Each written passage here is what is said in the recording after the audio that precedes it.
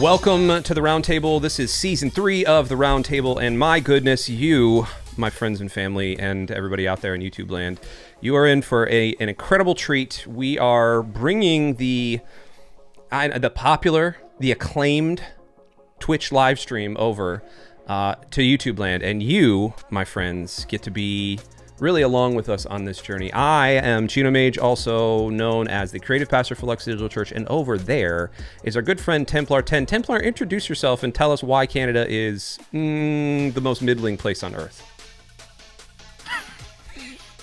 This is like the Expanse coming to a new network. Like we're gracing YouTube with our presence. We're coming over some high quality content moving platforms here. Yeah, I mean, this is it's like when Community stopped on NBC and then had to go to Yahoo or Hulu or wherever it went after that. Right. Yeah. 4 seasons in a movie. Right, which they're still doing, right? Anyway, this intro. So, I don't know if Canada even counts as middling anymore. Wow. Does it even reach middling these days? I don't know. Shout out to Canada. It's snowy, it's cold. It's all right. We're having fun.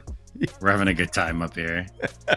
Well, welcome. We're so glad you are here with us. Now, the Roundtable, typically what we do here on the Roundtable is we take one topic and we're going to debate and talk about that topic.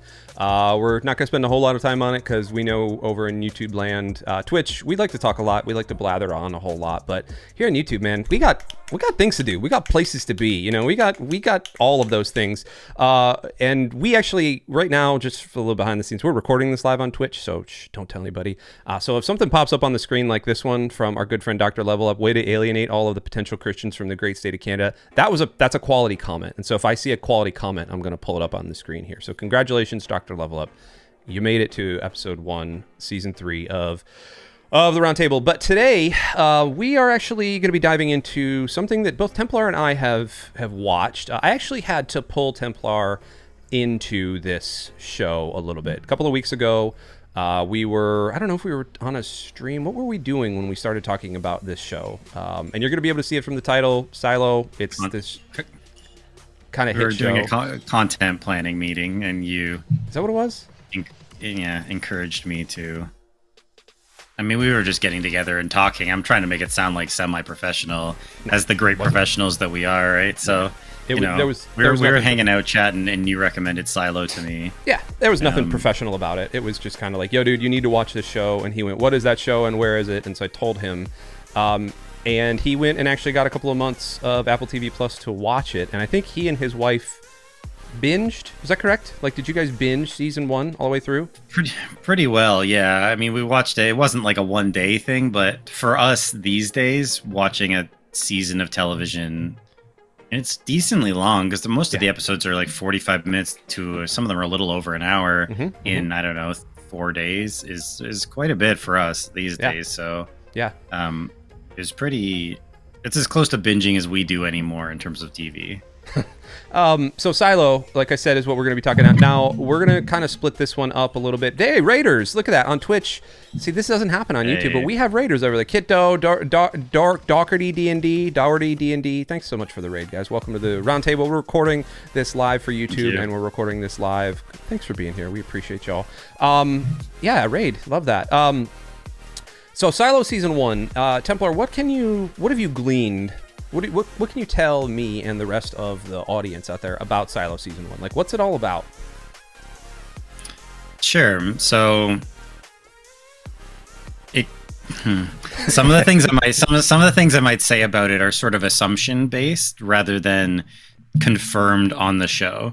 So the appearance of the show is a post-apocalyptic ? Show set at some point seemingly in the future. It takes place in the titular silo where about 10,000 people live. So it's all underground.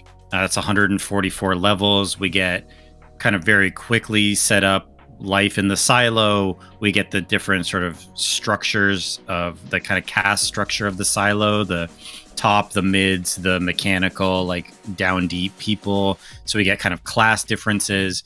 But so the show follows various mysteries, political intrigue, people who have questions about the world, about why the world is the way it is, which is poisonous. You can't go outside.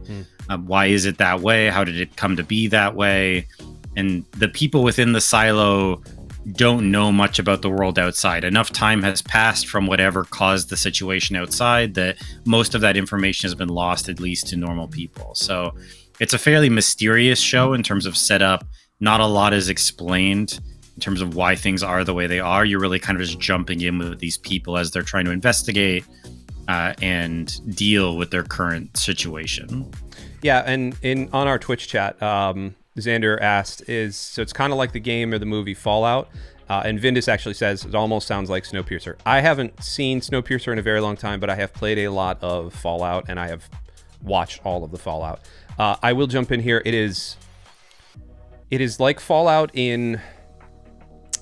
Man, it is like Fallout in its kind of post-apocalyptic world, have to live underground.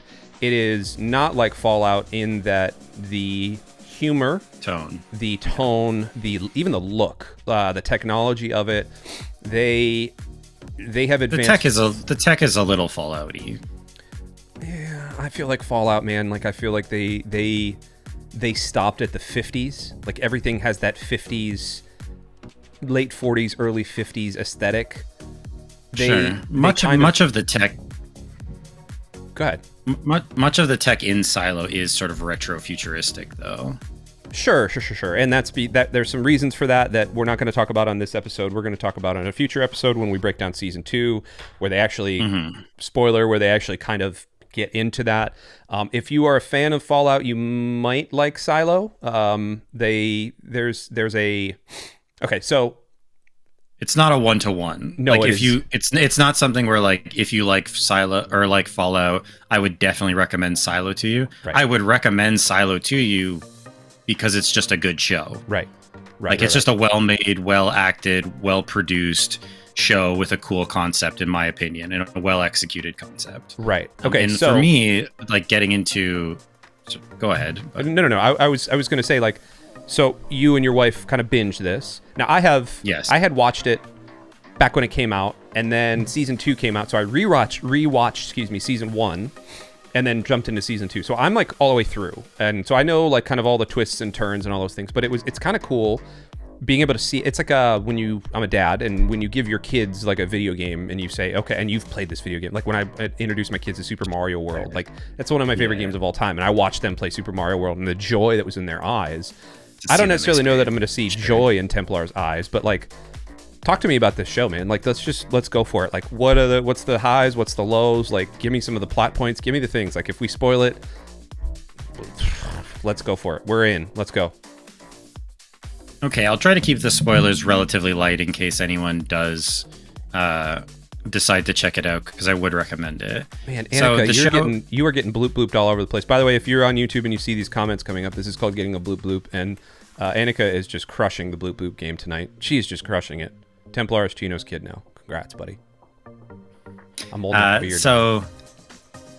The show focuses obviously on the silo, on the levels within the silo. I mean, it follows a couple kind of central characters. It's interesting, the actual who is the kind of main character, quote unquote, doesn't actually get introduced until the very end, I believe, of episode 1. No, maybe even episode 2. Yes, end of episode 2. It is before she's actually introduced. Yes, which is Rebecca Ferguson's character, who you might know. I first knew her from Mission Impossible: Rogue Nation, which she's excellent in, and then she was also plays Timothée Chalamet's mother in Dune. I'm blanking on names right now, but she's in Dune Part 2. Lady Jessica, right? One of the Bene Gesserits there. She's Jenny Lind in The Greatest Snowman. That was the Greatest Snowman. The Greatest Showman. That was kind of like one of the big ones for her. She did Mission Impossible and then Greatest Showman, and that kind of like launched her. And she's awesome, by the way. She's amazing. She's great, and her character, I think, is very different in Silo than I've seen from her previously. Yes. Her other work, both in Rogue Nation and in Dune, is very self-assured. Like very... Well, she maybe is self-assured in Silo, but it's very kind of competent, super, like, almost kind of aggressive, like, very like wields kind of a lot of power in both of those. Like she's a very strong sort of figure. In Silo, she's not. She's kind of flinty in that like she has a kind of internal strength. You can't sort of push her around, but her vibe is very different, and she has a lot of uncertainty that she plays. I think she does a nice job with.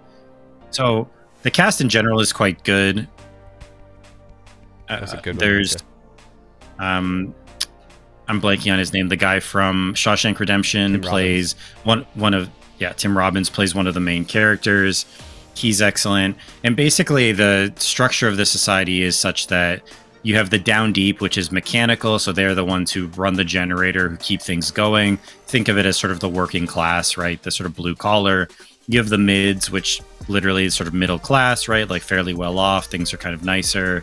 You have the up top, which is the nice, more affluent people. And in terms of the running of it, you have the mayor, you have the sort of sheriff and his deputies. The sheriff is a very important character, especially early in the show. And then you have Judicial, which is sort of the big brother, kind of like oversees things, is kind of wields a lot of the actual power in it, and there's a dynamic, a push and pull between them. Right. And I would say, generally speaking, I'm not much for political intrigue in TV. It's not necessarily, or movies. It's not really something that tends to draw me in. But in this case, I think it's quite well done. I think it doesn't lean into it so much that I kind of lose interest in it, but it's well executed. There's enough of it, and I think it's well done enough that I do gravitate towards it, even though it's not generally my thing. Right. So that's like a rough overview of it. Right. I don't want to go too far, you're right, into spoilers, because you started talking about Judicial there, and there's a thing. There's a twist to everything, right? Like that's it. This show, I was trying to explain the show to my brother, and he's like, man, I just don't have time for another mystery box show. And I didn't really necessarily have a rebuttal to him about that. What I will say is, and if you are listening or watching right now and you don't want any spoilers, like go just hit pause, or actually, you know what? Scroll to the end of this video, because that's how YouTube counts engagement now. So just scroll to the end of the video, and we like and love you. We're gonna go into spoiler zone. So in 3, 2, 1, we welcome to the spoiler zone. It's different here. So the thing that happens with Judicial and with Tim Robbins and kind of all of the things is that you find out that the judge, who is supposed to be kind of that you have the mayor, you have the kind of the sheriff's department, and then you have Judicial. And of course, Judicial is the big bad evil, and they set it up to be that it's the actual judge who's the big bad evil. Turns out she's just a puppet. She's kind of just a pawn in the big game that is happening there. And then you find out that there's actually some other stuff happening with the guy who assumes control of the mayorship, because the mayor, in probably episode 2, maybe? I think that's when she dies. Episode 2 or episode 3, she gets poisoned, right? Who's that? The mayor. No, it's fair. It's later. It's deeper into this season. It's like 4 or 5, something in there. Juliet tries gaining the trust of... Oh, no, it's 3. In the hunt for the new sheriff, Mayor Johns, and then... Yeah, it's 3 and 4. In between here, she dies. Okay. Because this is... The truth one is where Johns ends up dying as well. He gets shoved over the edge. Spoiler. Whatever, we're in the spoiler zone. Who gives a crap? So, all that being said, like, how did you feel about the twist in this one? Because every mystery box show has to have a twist. So, one of the things I want to try to get to is... like, how does the twist feel to you? Does it feel real? Does it feel forced? Did it feel good? Like that initial Judicial controls everything twist. I found it to be interesting, because I would say they don't really let it build that much. Like, they don't really build it up that much as, oh, it's the judge, it's all about her. Like, the interactions with her are pretty limited. And then they kind of immediately pull the rug out from under her, and it becomes, oh no, it's actually this other sort of secretive group, or these other people that are enforcing. It's not even really her. So it doesn't really give it enough time. I think the mysteries, when we talk about the show in terms of a mystery box, it's more the mysteries of why are things the way they are. Why have things been set up this way?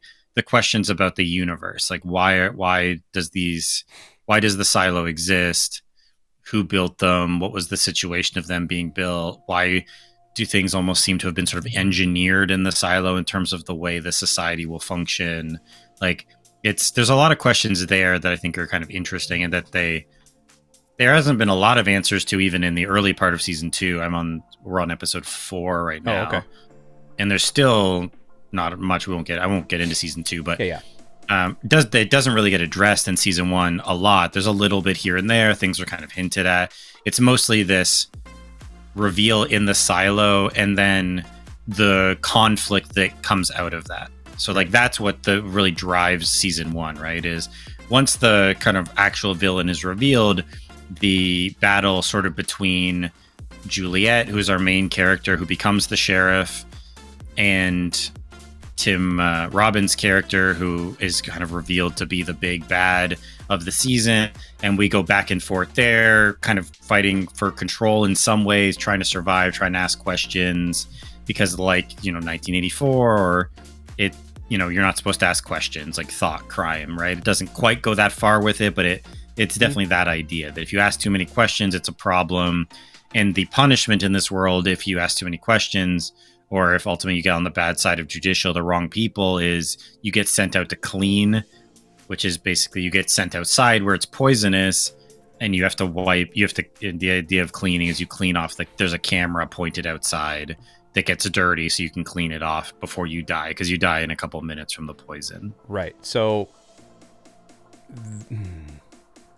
all right, we're here for it. So there's technically police, so is there a fire department? There is a fire department.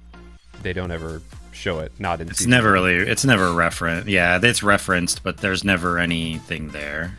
So let's talk about the ending then, because I think this is what everybody actually comes for. And this is what I'll timestamp.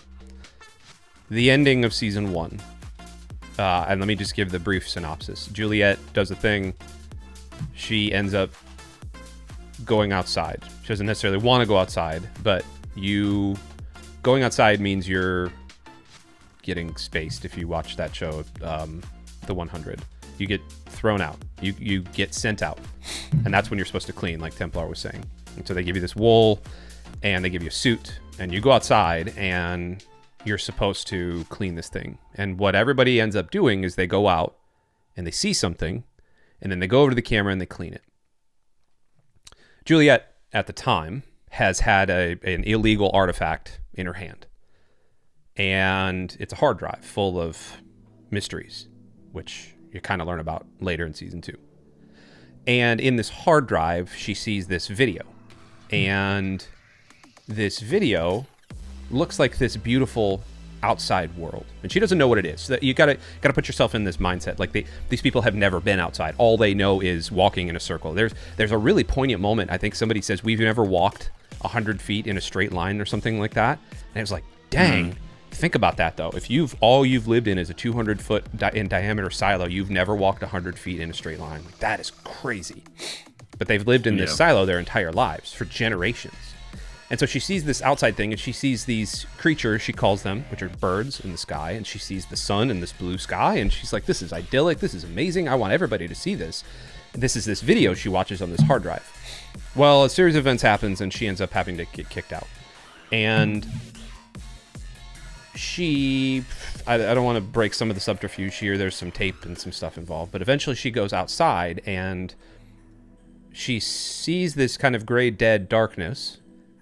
And then something switches in her visor, and she sees this exact same video in her visor. Mm.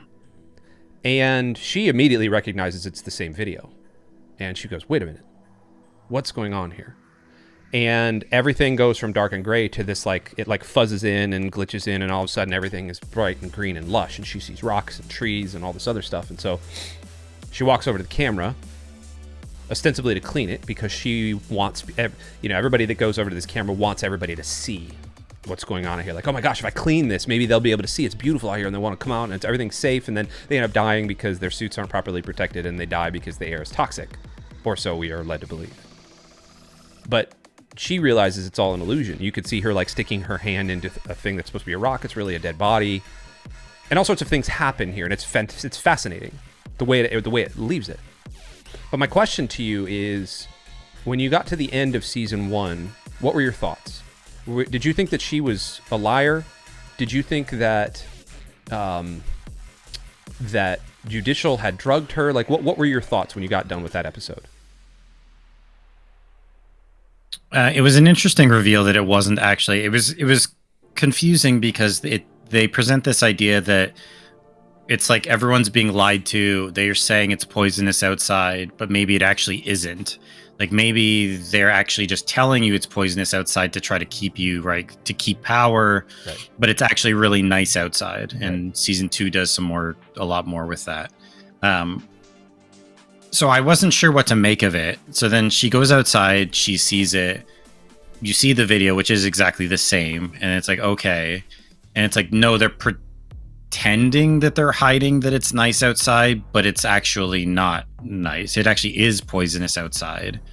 And the reason they're doing that is kind of interesting. I think goes into some stuff that I imagine season 2 will get into more of how some things are built almost intentionally in terms of to cause conflict. Maybe the way that the creators of the silo wanted it to be caused. That it was almost they're building this superstition or this idea that you're being lied to sort of almost rile people up because they want there to be predictable conflict within the silo that they can sort of manage and control and defeat rather than unpredictable conflict. Right. Which is an interesting idea because I, for most of the season, assumed that, oh, well, like they're just being lied to. It actually is nice outside. Like, why do people keep dying? I'm like, oh, maybe they put something in the air in the suit. Like, so maybe that's what's killing people when they go outside, but it is actually nice. You know, whatever. There is a reveal. I won't give away exactly what it is, but there is a reveal of why the people were dying. But the air actually is poisonous. So they're actually not hiding that. That is the actual truth. They're just like planting these seeds to cause people to question it. Again, to sort of almost cause conflict, but that they can control. Right. And so that was an interesting reveal that I wasn't anticipating. That's not the direction I thought they would go. You know, you sort of expect it to be the more straight line. Oh, it's actually really nice out. It's beautiful, whatever. But they were just like causing people to die when they sent them out. But no, it's not that. And so I liked that twist because it subverted my expectation in a way that I enjoyed, in a way that I thought was kind of clever. Right. And built into more of the kind of political control, political machination stuff that, like I said, I'm into in this show, even though generally speaking, that's not my thing. Right. We're going to get to season 2 next episode or next week when we do next week. Yeah. And one of the things I want to leave you with before we sign off is this comment. Now, I remember reading this comment on Reddit about a year ago. This is actually 2 years old.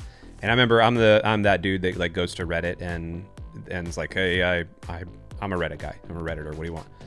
And this was the top comment then, and this is still the top comment. And the guy or this person says the illusion. So someone asked the question, can someone please explain the season 1 finale of Silo to me?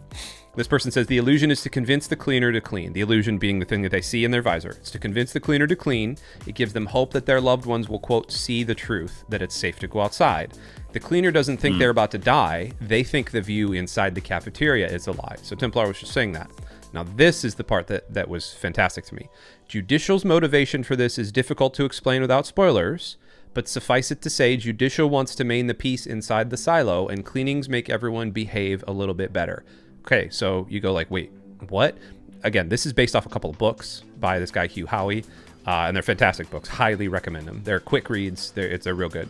But the person that followed up with this is awesome, and I didn't know this until I had read this. As an addition, the author, Hugh Howey, said he came up with the idea of the cleaning and all that when seeing how death row inmates behaved when they were led to the execution chamber. They're always calm.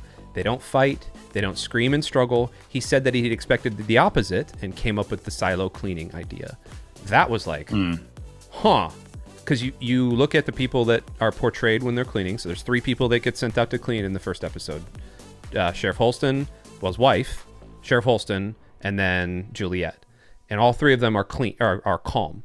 And there's this idea that like they're going to face their fate. and then they perk up immediately and they get this wild sort of like motivation to go clean when they realize things might be quote unquote fine outside. It's almost like a subversion of what happens with the death row inmates. It is not dead and lifeless and dull. This is not the end of their lives. They have a hope, and it's almost like the hope that kills them. And that's the thing I was like, ooh, I want to see more of that. And so I'm not going to say anything about season 2, but they really do kind of play with that idea of Judicial controlling things through hope, through kind of like a push and a pull, I feel like. So highly recommend this show. Templar, any thoughts before we end this kind of chat here on Silo season 1? Close the book on it, so to speak. No, I would check it out. I think it's a good time. Performances are great. Like I said, the production value is very high. Like the sets, everything looks really good. I think it's twisty and turny in a way that is interesting and doesn't feel sort of generic. Like it's just waiting to try to like hit you with a big twist. It is, I think, doing a lot of interesting stuff. And yeah, I would definitely recommend that people check it out. So awesome. Yeah, no. Awesome. Well, thanks for joining us on this episode of the Roundtable on YouTube. Stay tuned. We're going to have more episodes like this coming out, and we will, do the things in the comments that you're supposed to do on YouTube with the likes and the shares and the comments. Let us know your favorite moment of season 1, by the way. My favorite moment, by the way, is when they're actually fixing the generator. For some reason, watching Juliet and that young kid go up there and fix that generator is just like, there's a moment where I just like want to charge through a wall, because like the music is building and like they're pulling and they're setting the thing down and there's like this tension and they really ratchet up the tension there. Very, very cool. Yeah. Very, very. It's very tense. Very cool. That's what I thought of as well when you mentioned that. So I would go with that as well. There's also a whole area that I don't know if they explore much more in season 2, but I like a lot, is this whole underground. Yeah. Well, the whole thing is underground, but underground, like under the silo area that you see, and there's some time spent there, but they haven't done anything with it yet where I'm at. So I'm interested to see what happens with that. They will. Don't worry. They'll be there. Love y'all. Thanks so much for joining us on the Roundtable. We'll see you next time.